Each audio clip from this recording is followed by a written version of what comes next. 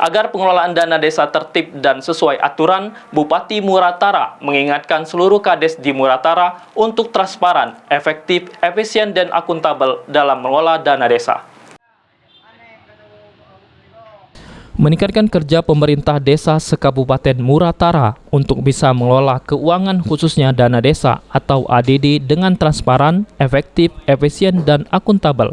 Sejumlah kepala desa di Muratara dikumpulkan.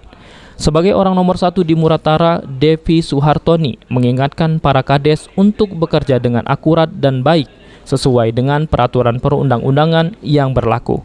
Selain itu juga, para kades tidak membuat banyak kebijakan yang justru membuat kades terjebak pada kebijakan yang menyalahi aturan perundang-undangan berlaku. Kita ingin membangun Muratara dengan baik dan tertib serta teratur.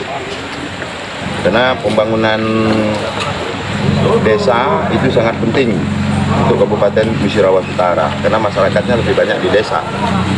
Jadi desa di dalam pengawasan kami bahwa pembangunan desa harus tertib dan beraturan sesuai dengan aturan-aturan yang ada.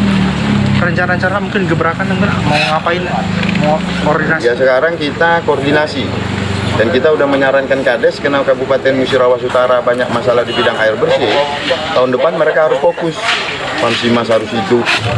Ya kita meminta kades semua harus tertib aturan karena dana desa itu dana rakyat bukan dana kita. Pajak dibayar. Kedepan, Bupati meminta seluruh kepala desa dapat memperhatikan air bersih karena mengingat setiap desa di Kabupaten Muratara masih kesulitan dengan air bersih.